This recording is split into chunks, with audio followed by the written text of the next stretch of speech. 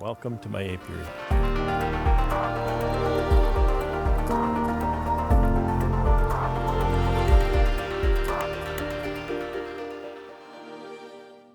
My next shop project is involving this cabinet, and this cabinet is standing on its end.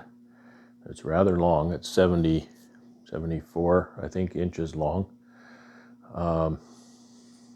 And I was given that cabinet.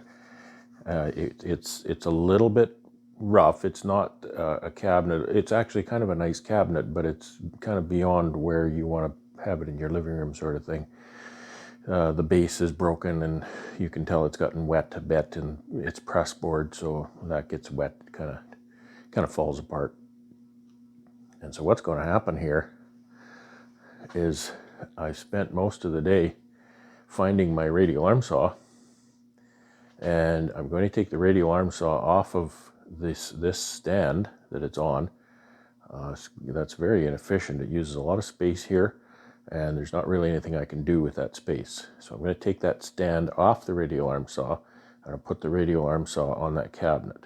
In order to do that, I need to build a new base for the cabinet, and then I'm going to have to build a little bit of a base between the cabinet and the radial arm saw to get it back up to my standard 38-inch high work surface. So you can see on this cabinet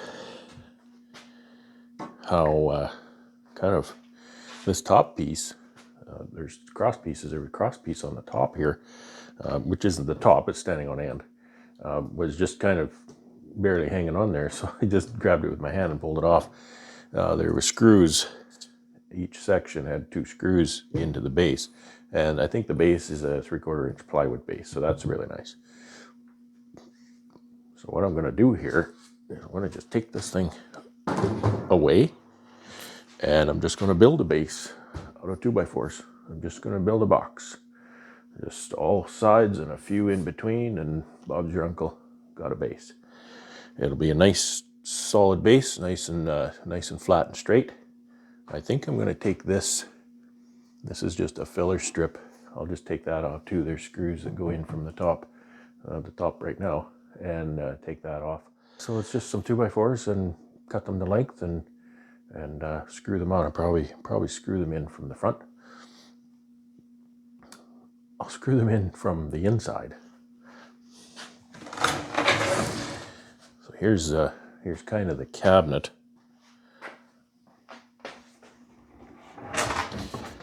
So it's got some pretty nice hinges. It's got metal shelf supports on the sides, fairly wide here, but I'll get some plywood and just build a shelf for each one to break that up and give myself a little better storage usability in there.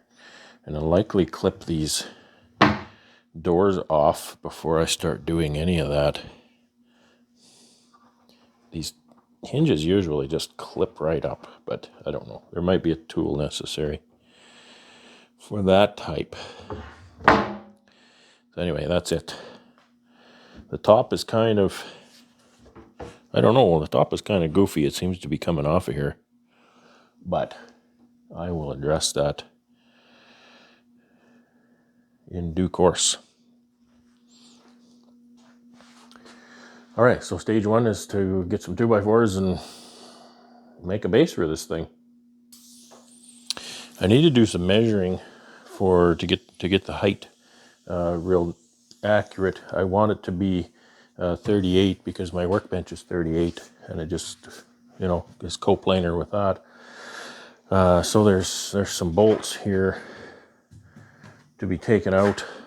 I need to get at them.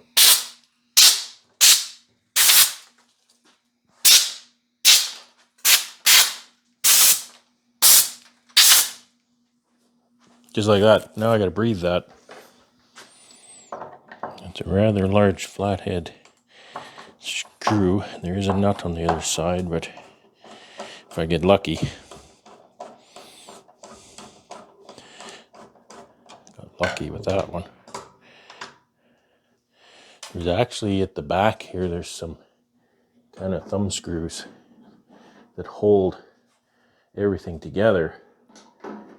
These radial arm saws are built to kind of be a do-all, a do-everything. So,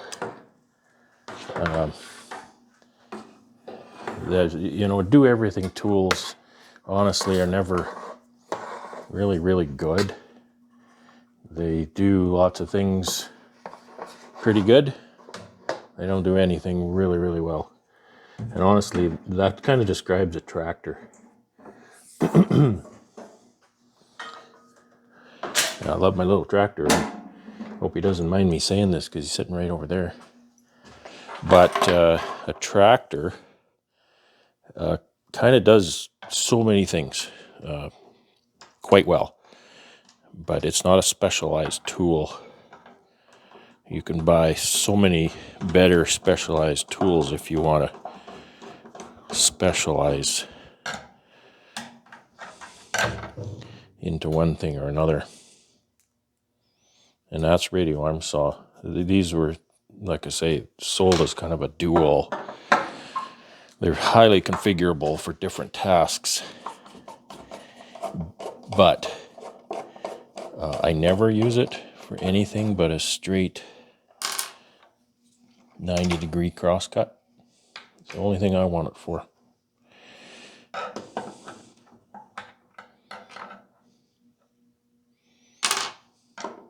So I don't monkey with it. I don't change the settings. So it doesn't get out of whack at all.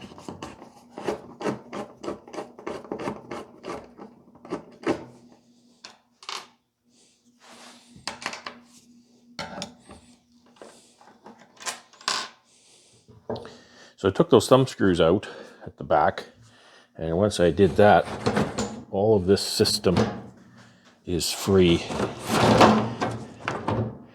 There's a filler here. There's a fence here. There's a filler at the back. And that's part of that highly configurable dual system.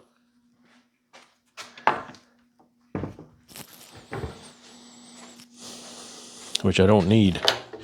I don't think I'm going to reuse this top.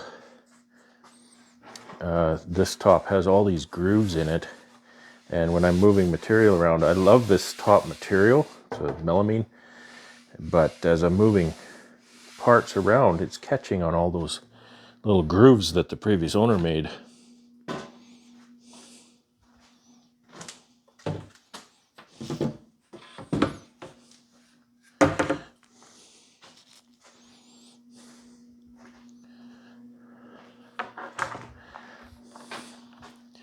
So I have a 4-foot top here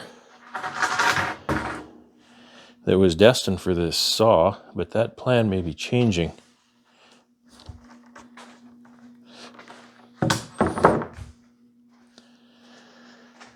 That plan may be changing because I had a friend visiting today. We were talking about my various plans, and he said, "Hey, I got a top maybe you can use. This is a 6-foot top here, and I really like it. That top I have is 4-foot, and I was just thinking, well, I'll compromise, use a 4-foot top." But my friend said, "Hey, I've got a 6-foot top you might want to use." So he went home and he measured it up, and it's going to work for this size. So I'm likely going to use that one.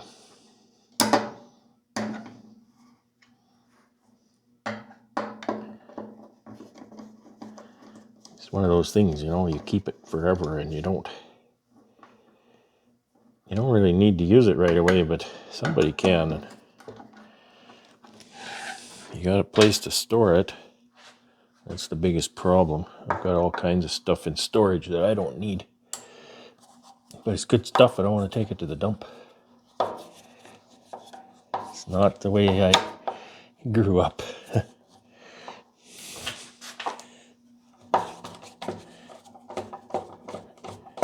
You don't throw it in the dump just because you don't use it today. But then, you know, hoarding is a problem too. And I'm a little more of a hoarder because of that kind of an upbringing.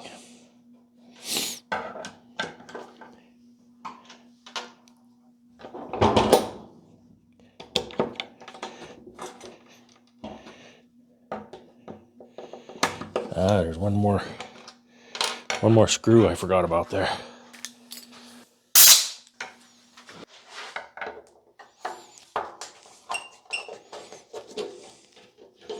I think this has I can't remember what you call them. It's a different kind of a nut. It's that nut that it's on a little metal thing like that. It slides over a piece of sheet metal. So therefore I don't need to hold the nut on the other side. Speed nut? Somebody call it a speed nut? I don't remember. We'll lose those, boys. Those are hard to find. Okay. I'll get that screw out of there. There's washers in the holes yet that I need to retrieve, but they're kind of stuck in there, so I'll get those out later.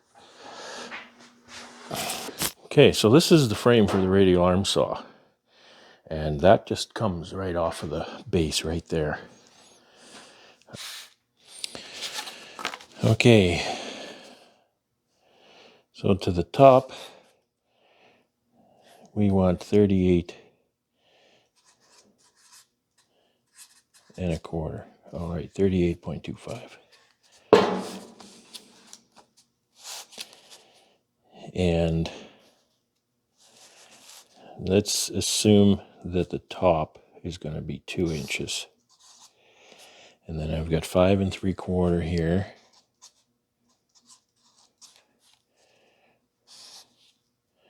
So between here and here, this is the base. If I make a base out of a 2x4, that's 3.5. And my cabinet is 26 high. So there's something here. Between 3.5 and 26, there's something here. So there's another line. So this is the cabinet. That's the cabinet. And this is the base.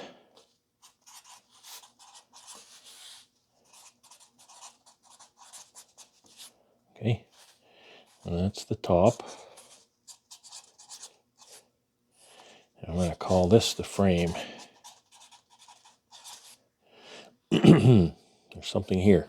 So that's going to be an adjustable, not adjustable, but it's going to be some piece that I can put under this frame to make it just right to 38 once I know exactly the thickness of that top. If I go 26, 3.5 is 29.5. 29.5 and 2 is 31.5. And 5 is 36.5, 37.25. So this whole thing is 37.25.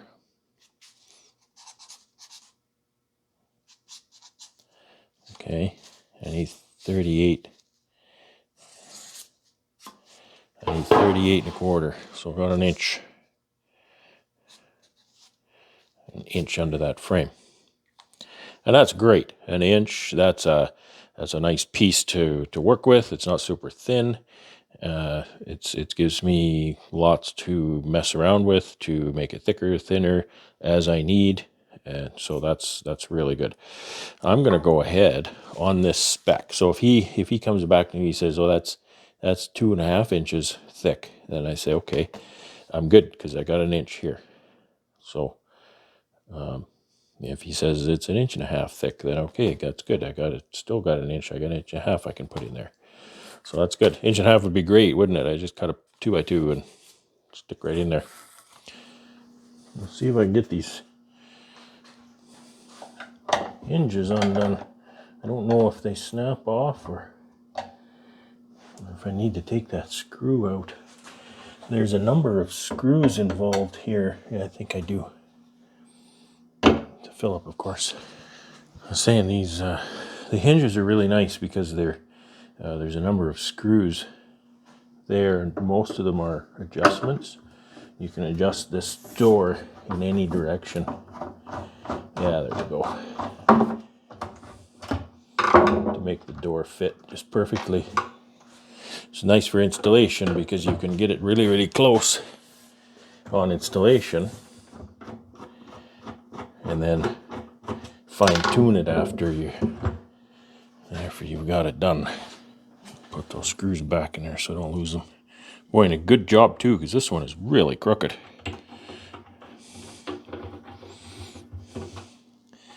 I don't know anything about the history in this cabinet, but it almost looks like it was made in Canada because the screws that are holding things together, that base and these hinges and whatnot, they're Robertson screws.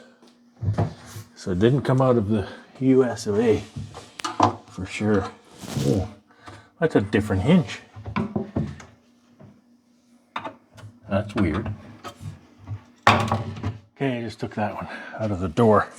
And it actually plugs in those because I couldn't see it.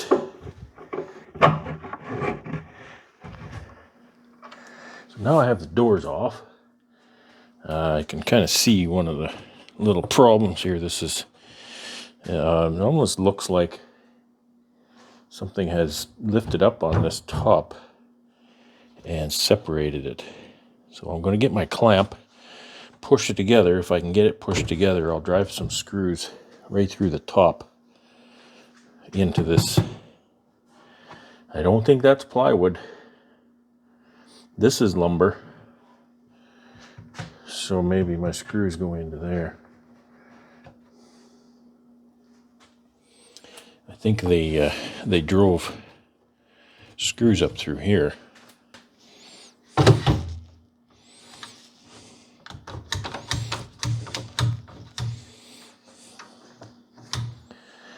Okay, that's together. Well, 37 1/8 is the center of that.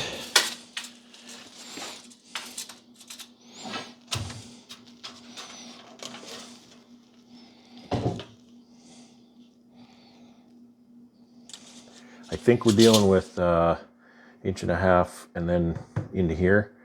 So I'm gonna go with 2 or a little longer. These are 2.5.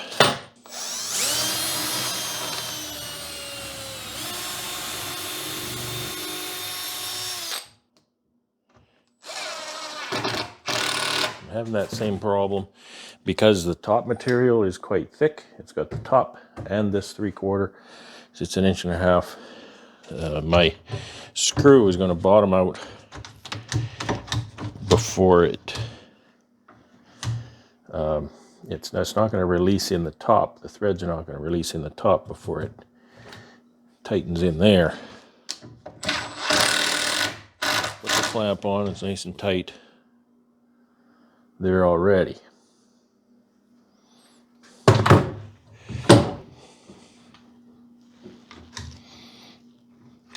Looks pretty good. I put that clamp on anyway. These are 2.5 inch screws. I could use 3 inch here. Wouldn't be too long.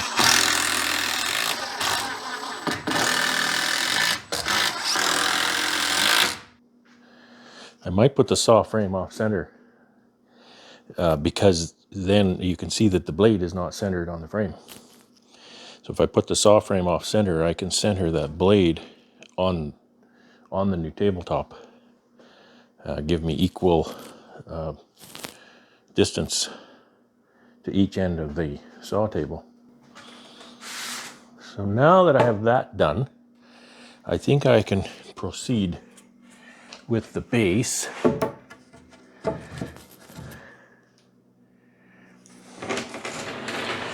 at the back here.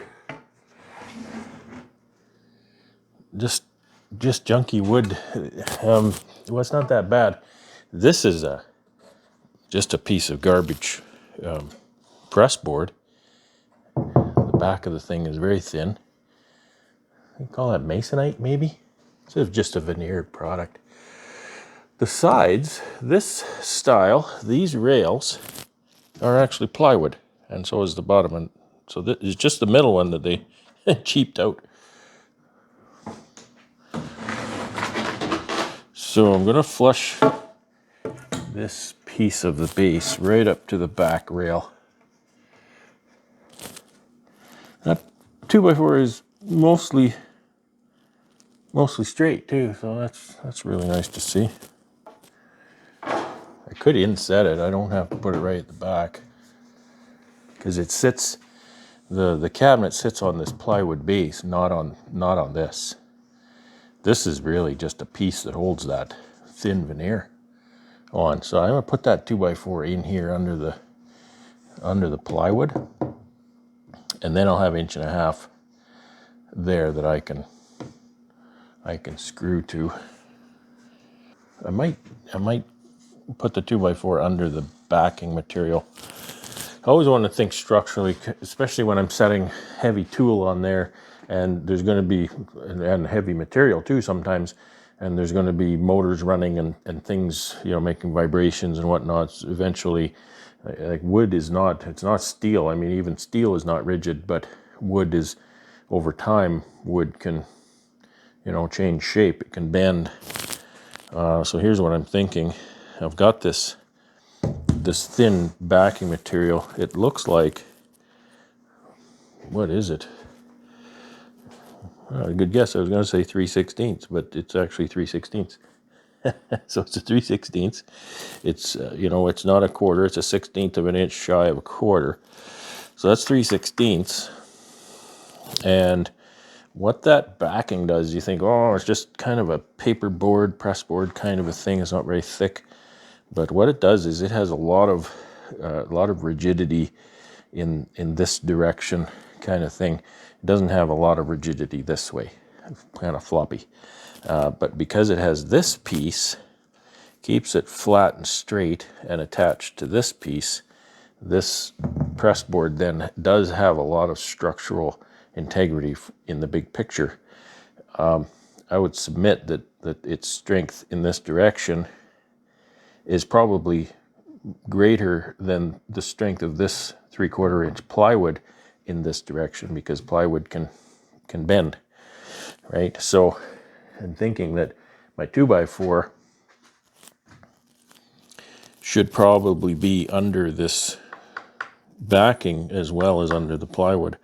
If I put it under the plywood only, this backing would be, if there's any vertical stresses on the backing, the only thing holding that on there is a few little nails.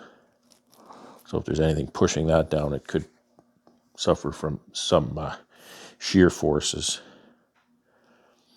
I'd like to put it right under that, but I've only got 1.5 inches to mess with. That doesn't give me much. It gives me 5/8 of an inch of inside space to drive that screw. That would work. I can maybe angle that a little bit, and I can actually eyeball 5/8 of an inch pretty easily. All right, I've talked myself into it. Since it's a 2x4, I'll use the 2.5 inch screw. So I'll put my first one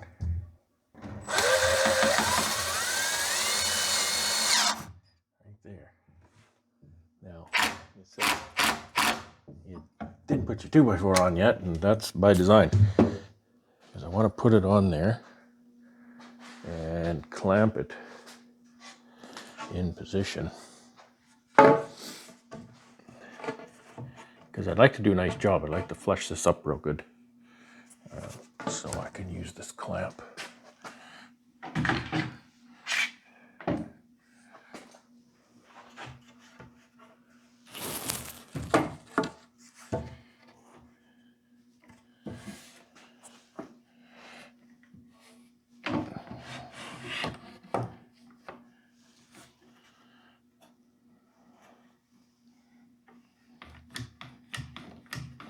All right, so it's also going to help keep those together while I drive that screw so I don't end up with that gap.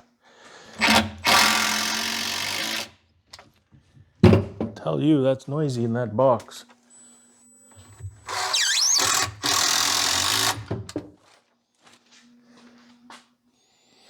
Good.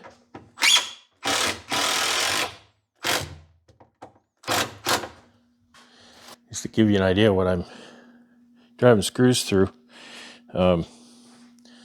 It looks like a pretty nice piece of plywood, except when you turn it sideways, you realize that it's sawdust and glue. See how thin that veneer is. So it's not plywood at all. Okay, it's pretty straightforward.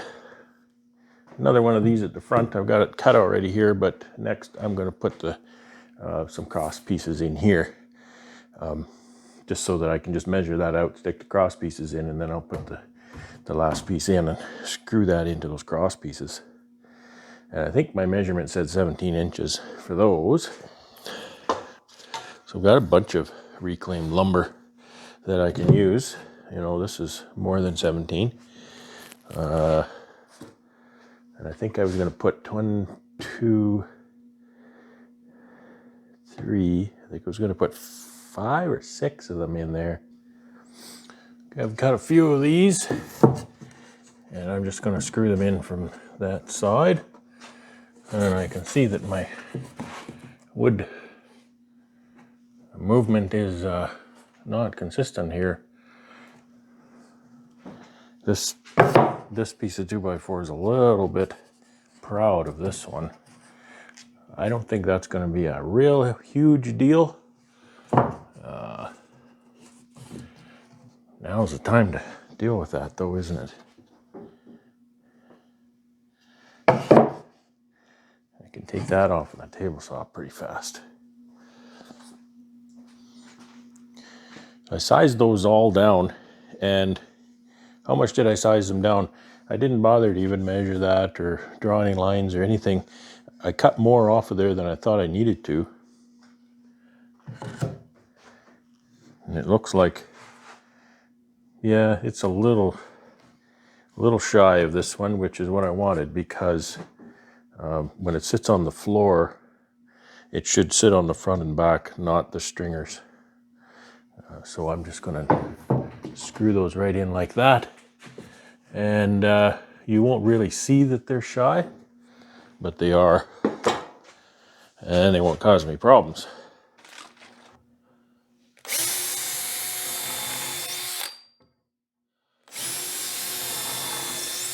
Again, like before, I'm going up through that 2x4 like that.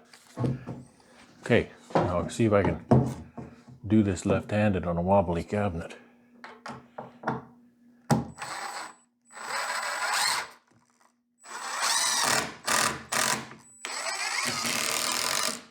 Yay. Now I can drill that and secure that to the bottom so it's nice and flush with that side.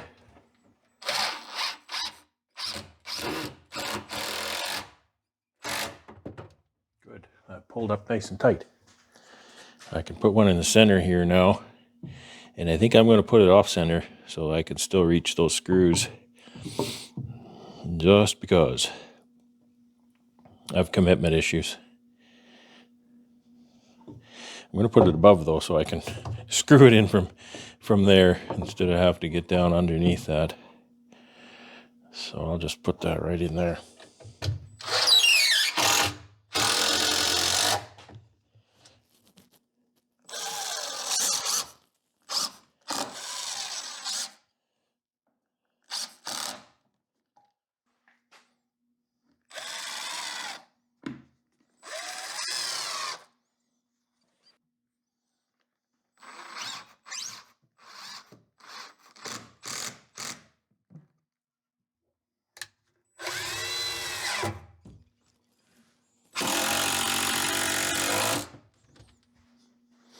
It's too loud in there.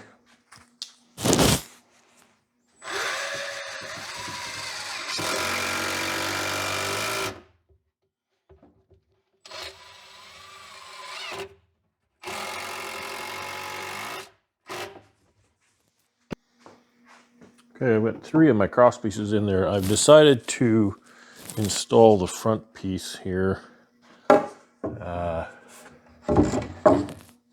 And then I'll flip it over to put the other 2 on there. There's some measuring and stuff to be done.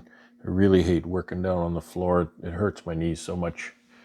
So I'm going to continue with this and attach these.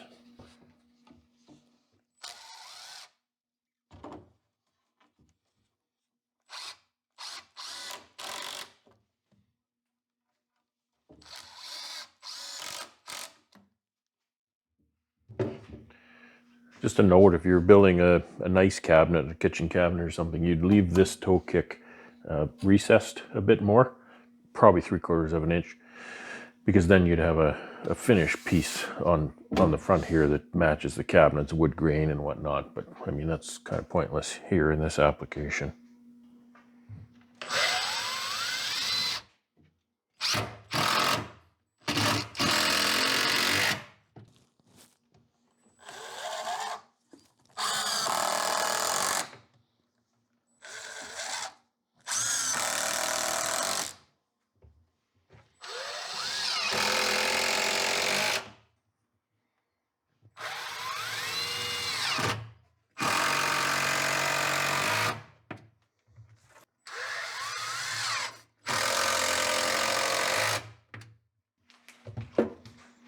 Here's a shop tip. Keep a box of Ziploc bags handy. And don't break them when you open them like I just did. Because then when you take screws out of your cabinet doors or parts off of your radial arm saw, you put them in your pocket like I just did, they end up in the house and they don't come back. They end up in the laundry and then Mama's mad. Another shop tip, get a counter duster. That's actually what that's called, a counter duster. You start sweeping sawdust, etc. off your workbench or table saw or something. That's a really good way to cut your hand really bad.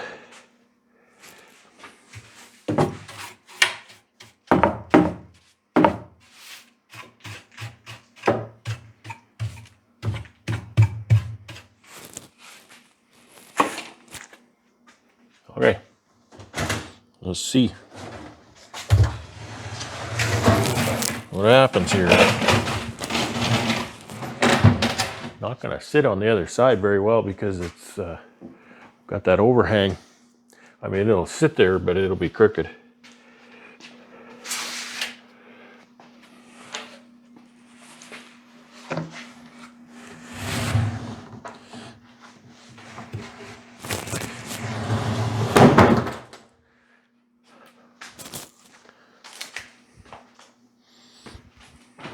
Not super heavy, but it's pretty big. Kind of heavy.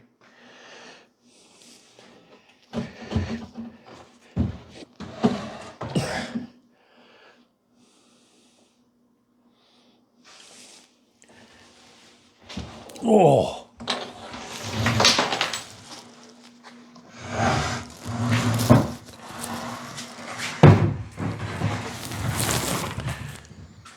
There's a spider living in there. I'll leave him alone.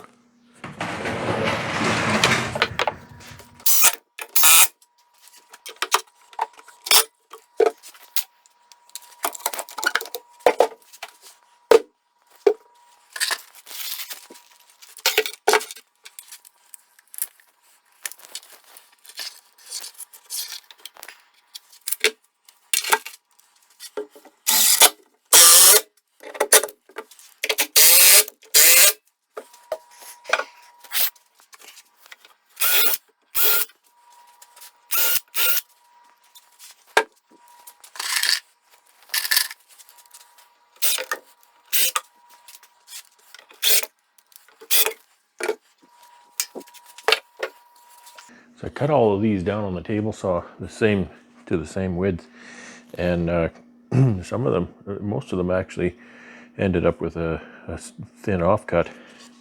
But you can see how little the blade touch this one. So lumber, you know, when it's wet or dry or whatever, it sure changes size pretty dramatically.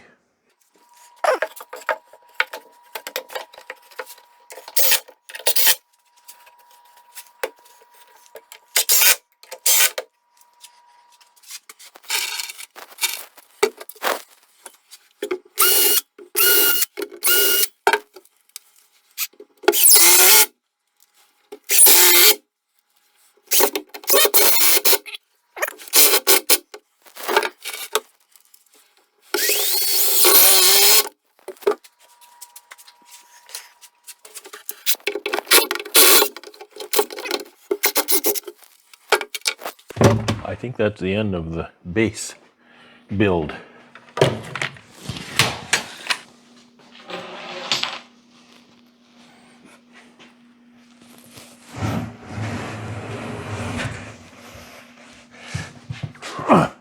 Bang! Okay, so now the next step is to get that frame off of that stand and over onto here. Well, that's not rocket science. There's Canadian Tire money stuck to this. Oh. Canadian Tire money. Not everybody would know what that is, I guess. It's just promo thing. It's actually really cool. It has a really neat history in Canada. Canadian Tire, it's a big store. You might think of it as Target, you know, for Americans. And they've printed this Canadian Tire money just as programs, promos. It's just cash back. You know, buy $100 and you get 10 cents in Canadian Tire money, or maybe $1. I think maybe you got $1. And some of the neat trivia I think about this is that this stuff was actually printed by the Canadian Banknote Company, and that's the same outfit that prints the Canadian paper money. So it's actually, you can feel it. It actually feels like actual currency. It's kind of neat. So I'll have to thank my brother for 25 cents Canadian Tire money.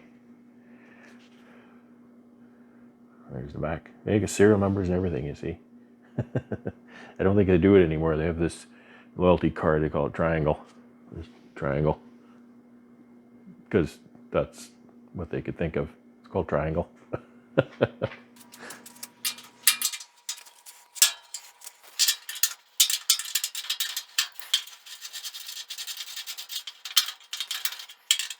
I suppose I should probably drill this and put bolts right through into the top.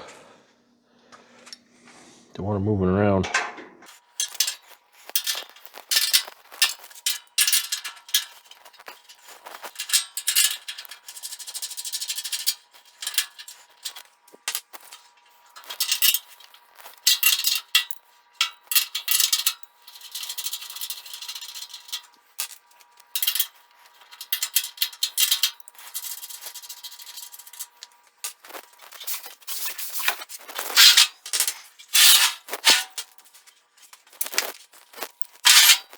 Remarkable how heavy this is.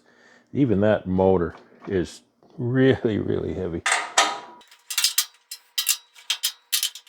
I had it. This is a 12-inch radial arm saw. It's a 240 volt unit. I had a 10-inch. Most are 10-inch, you find. I had a 10-inch, exactly the same saw, and in a 10. And I'll tell you, that 10 is not even half the saw this 12 is. This 12 is an absolute beast compared to that 10. That 10 is just kind of a mediocre skull saw kind of a thing. It's not that powerful. This 12 is a force to be reckoned with. You don't want to get on the wrong side of it. Oh, that one's kind of loose. So it looks like I should go to the hardware store and get some bolts, because they're going to need to be I don't know how long. I did my calculations there. A buddy got back to me. He said his top is 1 inch thick. He said maybe a little more, but it's probably about 1 inch. And that's how thick the top is that I took off. So I'll have to do my calculation on how deep those bolts need to be and bolt that right to the top. I'll obviously be putting some plank material on here to bolt through, so it'll be quite rigid at that. So guess what? The bolts are out. Now somebody needs to come here and lift this saw onto there. Well, the bolts aren't out. The nuts are off. Couldn't get the bolts out with the nuts on. So I'll take the bolts out.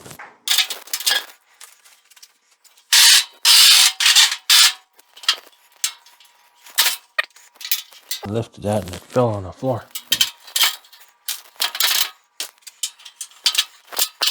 Well, is the bolts are about all that keeps this stand from collapsing. Get ready to go.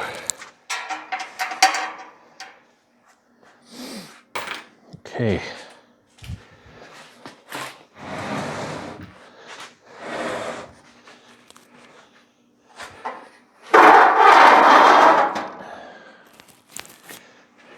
See if I can do this. If this doesn't work, you're gonna have a front row seat. Boy.